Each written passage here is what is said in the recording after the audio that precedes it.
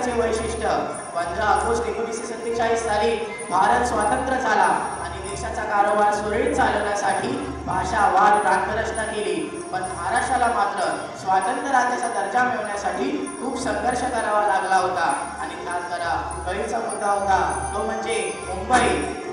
JB समितीने भांडवलशाहीची बाजू घेत महाराष्ट्र स्वातंत्र्य झालं तरी त्यात मुंबई समाविष्ट होणार नाही असे ठणकावून सांगितले. त्यामुळे आपल्यावर जाणून बुजून अन्याय होतोय या विचारांनी महाराष्ट्रातील जनता पेटून उठली.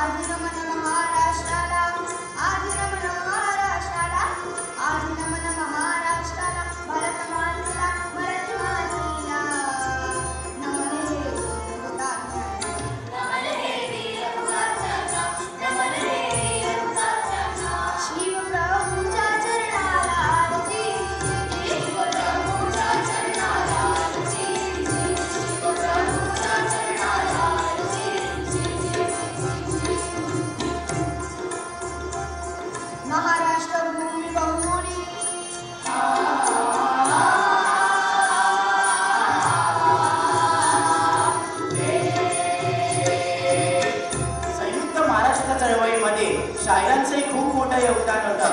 शाहीर अमर शेख यांनी दफावर ठाक घेत जागा मराठा समाना बदलेगा असे मनात दिल्लीचे तख्त हलवले. तर शाहीर साहित्य रत्न अण्णाभाऊ साठे यांनी माझी मैना गावाकडे राहिली माझ्या जीवाची होती या गायली, माझी मैना गावाकडे राहिली माझ्या जीवाची होती या गायली, माझी मैना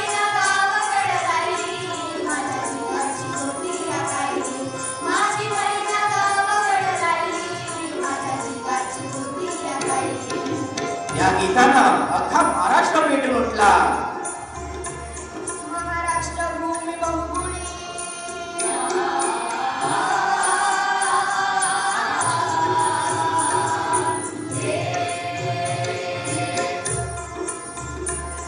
महाराष्ट्र भूमी बहुगुणी महाराष्ट्र भूमी बहुगुणी महाराष्ट्र भूमी बहुगुणी शोभते संत जनमनेची चावला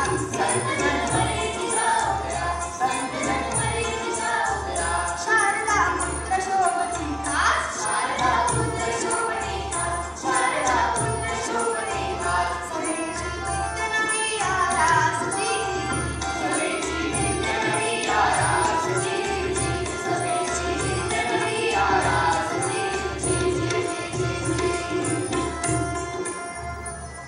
महाराष्ट्र दिन हा खरा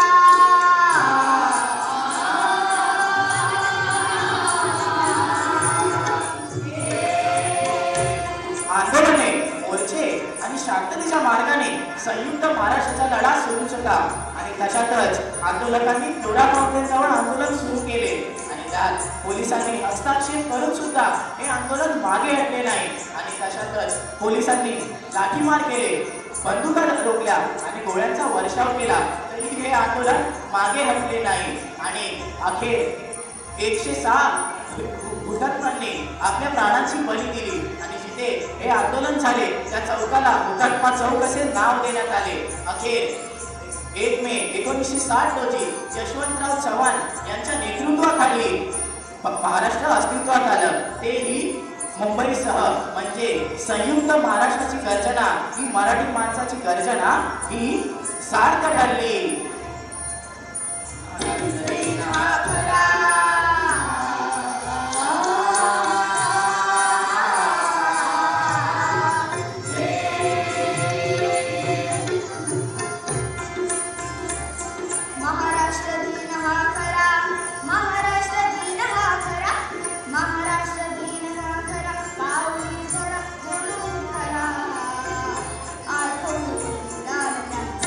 आठवू